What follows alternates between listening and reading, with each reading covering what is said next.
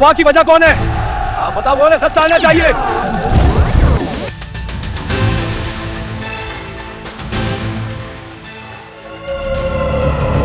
गाँव वालों, ध्यान से, महाराज जी ने बोला है सभी के सहयोग से ही खप्पर निकाला जा सकेगा, तो सभी लोग सहयोग करें। हमारे गांव में बहुत बुरी आत्माओं का साया है, जिसकी वजह से बहुत सारे जानवर और लोग बीमार पड़ रहे हैं। इसलिए हमको आज पूरे दिन अपने गांव को शुद्ध करने के लिए एकजुट होकर काम पर लग जाना चाहिए। पहले हम पूरे गांव की नाकाबंदी करते हैं, ना कोई आए ना कोई जाए, सारे काम धंधे बंद कर दो और लग जाओ आज पूरा जोर लगाकर इन बुरी आत्माओं को गांव से निकालने के लिए। हमने पूरे गांव के मेन गेट से लेकर सभी रास्ते बंद कर दिए हैं। कोई नहीं आ सकता, ना ही कोई जा सकता। मेरे सभी गांव के लोग इस बात को जल्दी समझ गए और घर घर से लोग आकर हवन करने में मदद करने के लिए सारे काम धंधे छोड़कर लग गए।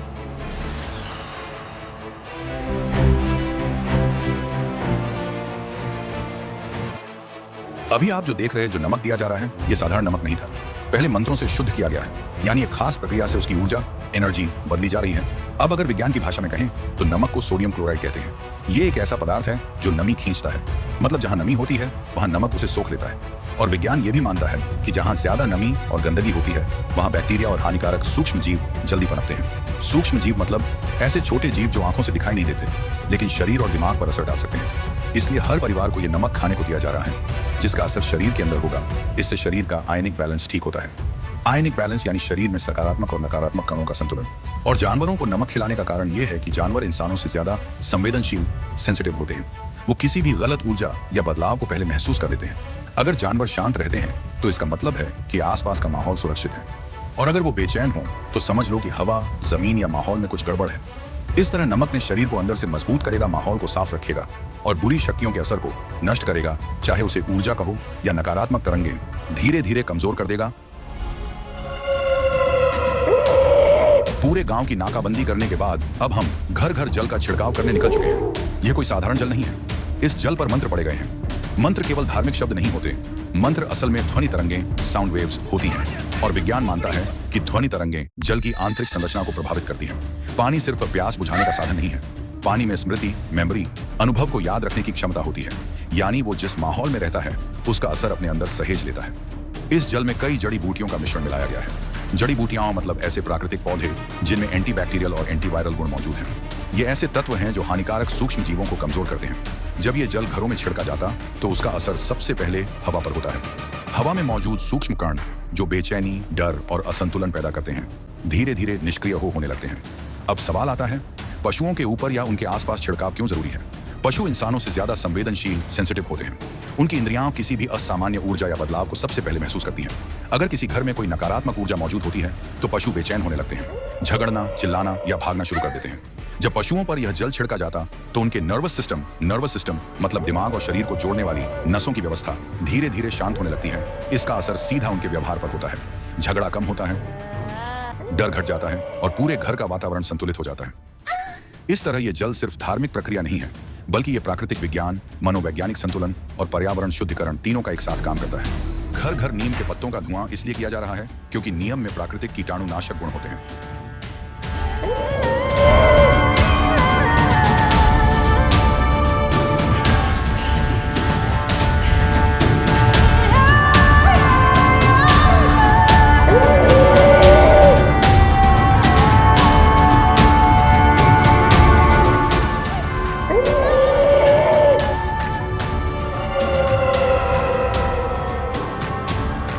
यही वजह है कि नीम का धुआं घर और आसपास के माहौल को सुरक्षित रखने में मदद करता है। नीम का धुआं हवा में मौजूद हानिकारक जीवाणुओं और कीड़ों को कमजोर करता है। हवा शुद्ध होती है और डर, बीमारी व बेचैनी फैलाने वाले सूक्ष्म तत्व निष्क्रिय हो जाते हैं।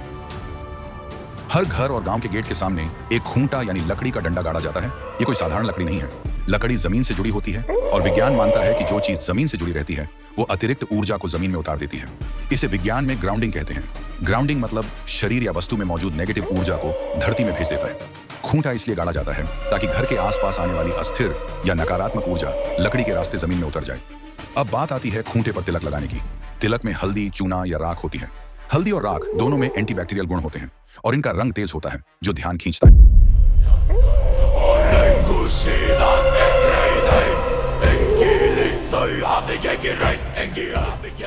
विज्ञान की भाषा में कहें तो यह तिलक एक चिन्ह है जो बताता है कि यह स्थान सुरक्षित किया जा चुका है।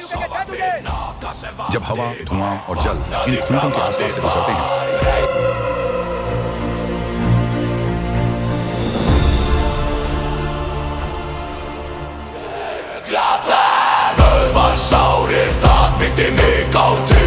आसपास से गुजरते हैं तो एक तरह का ऊर्जा घेरा बनता है।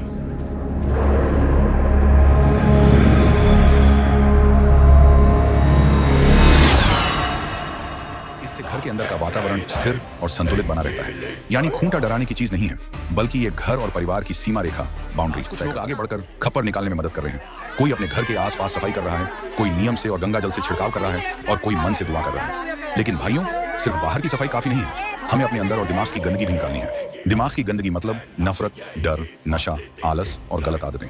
ये काम एक दिन का नहीं है। जिस तरह खेत में फसल बोने के लिए बार बार निराई करनी पड़ती है, उसी तरह गांव को साफ रखने के लिए हमें महीने में कई बार ये काम करना है। अगर हम सफाई करेंगे तो बीमारी कम होगी, अगर हम मिलकर दुआ करेंगे तो मन शांत रहेगा, और अगर हम नशे से दूर रहेंगे तो घर बर्बाद होने से बचेंगे। नशा सिर्फ शरीर नहीं बिगाड़ता, नशा सोच को भी गंदा करता है, और गंदी सोच से ही झगड़ा, हिंसा और बर्बादी जन्म लेती है। आज समय है अपने गांव को गंदगी से नहीं, जागरूकता से भरने का। अगर हर आदमी अपने घर, अपने मन और अपने व्यवहार को साफ रखे तो गांव अपने आप आगे बढ़ेगा। हम ये सब किसी डर से नहीं कर रहे हैं, हम ये इसीलिए कर रहे हैं ताकि हमारा गांव सुरक्षित, स्वस्थ और आने वाली पीढ़ी के लिए बेहतर बन सके। चलो आज से एक कसम लेते हैं, गांव को गंदगी से नहीं, विकास से पहचान देंगे। मुझे पता है कुछ लोग ये सुनकर कहेंगे, ये तो पागल है, क्या बोल रहा है। कोई बात नहीं, जब इंसान खुद अपनी आंखों से अपनी जिंदगी को टूटते हुए देखता है तब हर बात समझ में आती है। नशा धीरे धीरे शरीर नहीं, सोच को खत्म करता है, और जब सोच खत्म होती है तो इंसान अपने ही घर का दुश्मन बन जाता है। नफरत, धोखाधड़ी, स्वार्थ, ये सब नशे की ही पैदाइश है। एक झूठ दूसरे झूठ को जन्म देता है और इंसान अपनों से ही दूर हो जाता है। आज अगर तुम रुक गए तो कल तुम्हारा घर बचेगा। अगर आज नहीं रुके तो एक दिन पछताने के अलावा कुछ नहीं बचेगा। कोई दुश्मन नहीं है यहाँ, हम सब एक दूसरे के अपने हैं। नफरत छोड़ो, धोखा छोड़ो और अपनी जिंदगी को खुद के हाथों से बर्बाद करना बंद करो। आज नहीं तो कल सच सामने आएगा, फैसला तुम्हारा। मुझे पता है तुम सोचोगे, नशा तो सब करते हैं, इसमें क्या बुराई है। लेकिन सच तो यह है, नशा सब नहीं करते। नशा वही करता है जो अंदर से हार चुका होता है। धीरे धीरे नशा आदमी से उसकी इज्जत छीन लेता है, उसकी समझ छीन लेता है, उसका शरीर छीन लेता है, और फिर उसके अपने लोग भी। आज तुम किसी को धोखा दे रहे हो, कल वही धोखा तुम्हारे बच्चों के हिस्से आएगा। आज तुम नफरत बो रहे हो, कल उसी नफरत में तुम खुद जलोगे।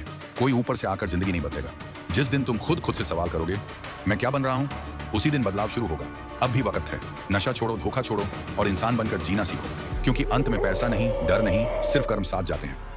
आज पूरे गांव ने मिलकर एक बड़ा काम पूरा किया है। यह सिर्फ एक परंपरा नहीं थी, यह एक सामूहिक सुरक्षा प्रक्रिया थी।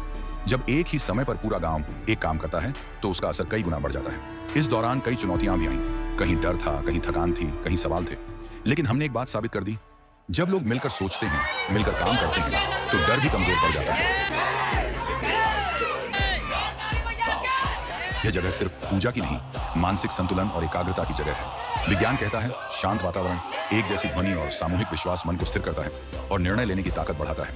रात होने वाली है, अब अगला कदम है खप्पर निकालना। यह सिर्फ अंधेरे से लड़ाई नहीं होगी, यह हमारे धैर्य, समझ और हिम्मत की परीक्षा होगी। हम तैयार हैं, क्योंकि आज यह सिर्फ एक व्यक्ति की लड़ाई नहीं है, आज पूरा गांव एक साथ खड़ा है। कुछ लोगों से मैं सीधे दिल से बात करना चाहता हूं। आपको अपनी जान की तो परवाह है नहीं, तो दूसरों की परवाह कहां से होगी। नशा करके सड़कों पर चलना बहादुरी नहीं है, यह सिर्फ आपकी जिंदगी को नहीं बल्कि उन लोगों की जिंदगी को भी खतरे में डालता है जिनकी कोई गलती नहीं होती। आप गिरते हैं, आपको चोट लगती है, यह दुखद है, लेकिन जब आपकी वजह से किसी और को चोट लगती है, किसी माँ का बेटा, किसी बच्चे का पिता, किसी बहन का सहारा चला जाता है, तो वह सिर्फ हादसा नहीं, एक ऐसा दर्द बन जाता है जो कभी ठीक नहीं होता। मेरे कई दोस्त नशे के कारण दुनिया छोड़ गए। भरी जवानी में नशा आपको आज मजा देता है, लेकिन कल आपकी इज्जत, आपका भरोसा और आपकी पहचान छीन लेता है। अगर आज खुद को नहीं रोक पाए तो कल पछताने का भी मौका नहीं मिलेगा।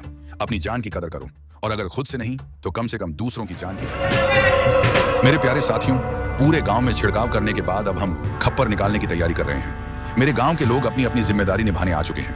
हर कोई अपना काम धंधा छोड़कर यहाँ खड़ा है, क्योंकि ये दिन सालों में एक बार आता है। मुझे गर्व है कि हमारी पुरानी संस्कृति आज भी जिंदा है, और मुझे हिस्सा लेने का सौभाग्य मिला। सच कहूं दोस्तों, सुबह से अन्न का एक दाना नहीं खाया है। नोएडा की उन तंग गलियों में भी मैंने ऐसी भूख महसूस की थी, पर आज ये भूख मेरी ताकत है। विज्ञान कहता है कि खाली पेट इंसान का दिमाग कीटोन्स पर चलता है, जिससे फोकस और सूझबूझ 10 गुना बढ़ जाती है।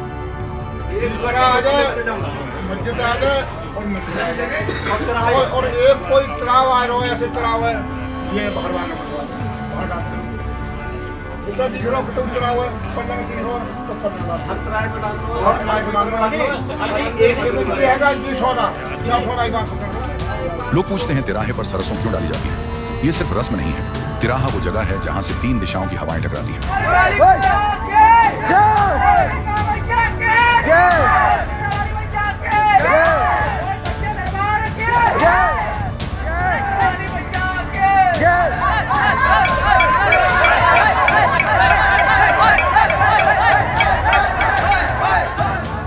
ये जो मंत्रों का शोर और नगाड़ों की गूंज आप सुन रहे हैं, ये सिर्फ शोर नहीं है। ये ध्वनि तरंगें, साउंड वेव्स एक खास रेजोनेंस पैदा करती हैं जो हवा में मौजूद बैक्टीरिया को खत्म करने और इंसानी दिमाग के डोपामाइन को बढ़ाने का काम करती हैं। इसमें जो कपूर और नीम की लकड़ियां जल रही हैं वो एरोसोल पैदा कर रही हैं। ये धुआं गांव की हवा को प्यूरिफाई करता है। ये प्राचीन काल का एयर सैनिटाइजेशन सिस्टम है। नई पीढ़ी कहती है कि ये सब अंधविश्वास है क्योंकि उन्होंने अपनी जड़ों को पढ़ा ही नहीं। मैं उन्हें चुनौती देता हूँ, लैब में आओ और मेरी इस रिसर्च को गलत साबित करके दिखाओ। विरासत को गाली देना आसान है, उसे समझना जीनियस का काम है। और मुझे हिस्सा लेने का सौभाग्य मिला। सच कहूं दोस्तों, सुबह से अन्न का एक दाना नहीं खाया है। नोएडा की उन तंग गलियों में भी मैंने ऐसी भूख महसूस की थी, पर आज ये भूख मेरी ताकत है। विज्ञान कहता है कि खाली पेट इंसान का दिमाग कीटोन्स पर चलता है, जिससे फोकस और सूझबूझ 10 गुना बढ़ जाती है। मैं और मेरे साथी इसी मानसिक शक्ति के साथ इस महान कार्य को अंजाम दे रहे हैं। आने वाली हमारी मॉडर्न पीढ़ी शायद इसे सिर्फ एक भीड़ समझे, पर उन्हें समझना होगा कि यह परंपरा कोई हंसी मजाक नहीं है। ये परंपरा सदियों पहले तब शुरू हुई थी जब हमारे पूर्वजों ने कम्युनिटी हीलिंग, सामूहिक उपचार के विज्ञान को समझा था।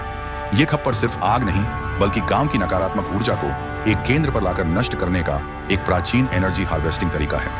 हम अंधविश्वास को नहीं मानते, लेकिन अपनी जड़ों और संस्कृति को जिंदा रखना इसलिए जरूरी है क्योंकि जो कौम अपना इतिहास भूल जाती है उसका भविष्य कभी सुरक्षित नहीं होता। काल की साजिशें पुरानी हैं। वो बारिश कराकर इस अग्नि को बुझाना चाहता है, पर बारिश कोई जादू नहीं, थर्मोडायनामिक्स है। जब गर्म हवा ऊपर होती है और ठंडी होती है तब संघनन कंडेंसेशन से बारिश होती है। लेकिन मेरी रिसर्च कहती है कि इस हवन का औषधीय धुआं जो पोटेशियम और कार्बन से भरा है, बादलों के इलेक्ट्रोस्टैटिक चार्ज को बदल सकता है। इसे क्लाउड डिस्पर्शन कहते हैं। विज्ञान के दम पर हम बादलों को बरसने से रोक सकते हैं। ये प्रकृति से लड़ाई नहीं है, उसके नियमों का सही इस्तेमाल है। लोग पूछते हैं तिराहे पर सरसों क्यों डाली जाती है। ये सिर्फ रस्म नहीं है। तिराहा वो जगह है जहां से 3 दिशाओं की हवाएं टकराती हैं। सरसों के दाने जब पैरों के नीचे कुचले जाते हैं तो उनमें से निकलने वाला तेल और उसकी गंध एक प्राकृतिक डिसइंफेक्टेंट न कीटाणुनाशक का काम करती है। यह प्राचीन बायोफ्यूमिगेशन है ताकि गांव की सीमाओं से बीमारियां अंदर न आ सकें। खप्पर को किसी तिराहे पर ही क्यों गाड़ा जाता है? ये सवाल आता है। इसके पीछे गहरा जियोमैग्नेटिक कारण है। तिराहा ऊर्जा के बहाव का संगम होता है। वहां खप्पर दफन करने का मतलब है पूरे गांव की संचित की हुई नकारात्मक ऊर्जा को मिट्टी में अर्थिंग कर देना, ताकि वो दोबारा लौट कर ना आए। हमने अपनी भूख भुलाई, अपनी नींद त्यागी, ताकि आने वाली पीढ़ी देख सके कि विज्ञान और संस्कृति अलग अलग नहीं है। हम मॉडर्न जरूर हैं, पर अपनी जड़ों को सींचना जानते हैं, क्योंकि सबसे बड़ी साइंस एक इंसान का दूसरे इंसान के लिए निस्वार्थ खड़ा होना है। पीछे हट जा, पीछे गई गई गई गई गई गई गई गई।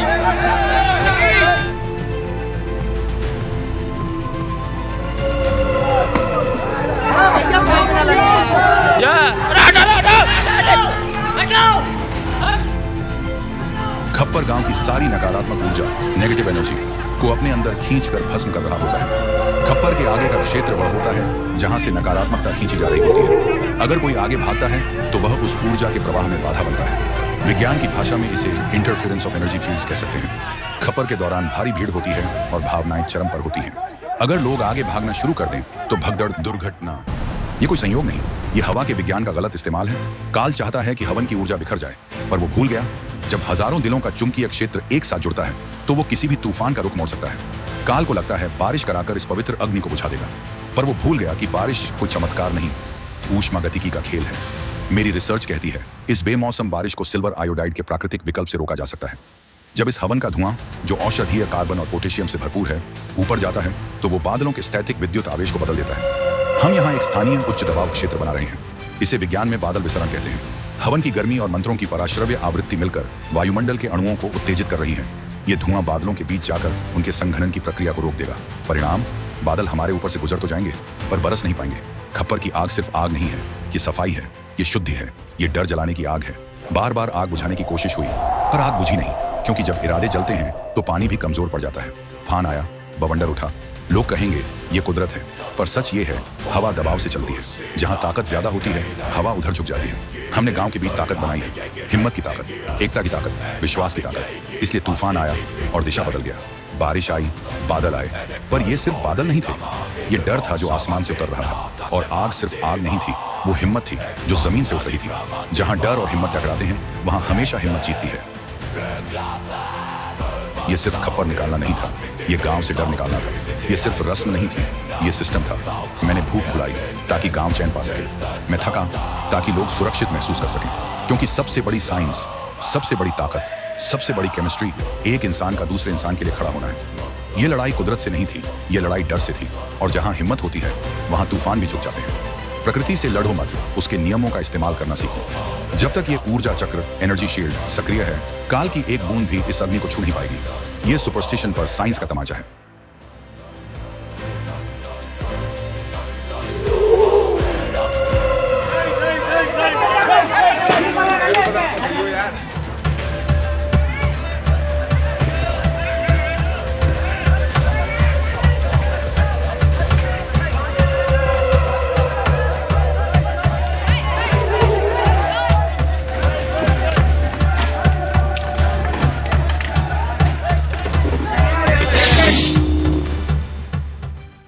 लोग देखते हैं कि गगरी और बाल्टियां फोड़ी जा रही हैं और उन्हें यह सिर्फ एक शोर लगता है। इसके पीछे का विज्ञान समझिए।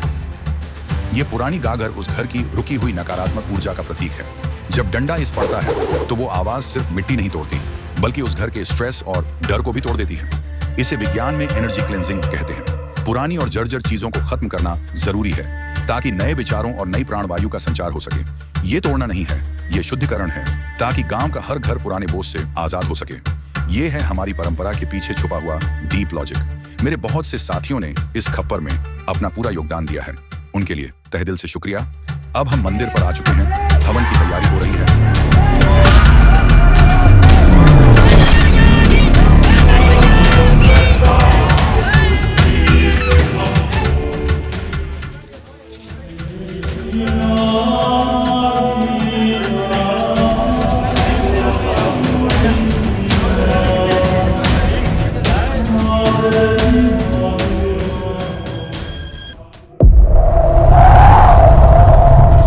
स्थिति अब हाथ से बाहर जा रही है।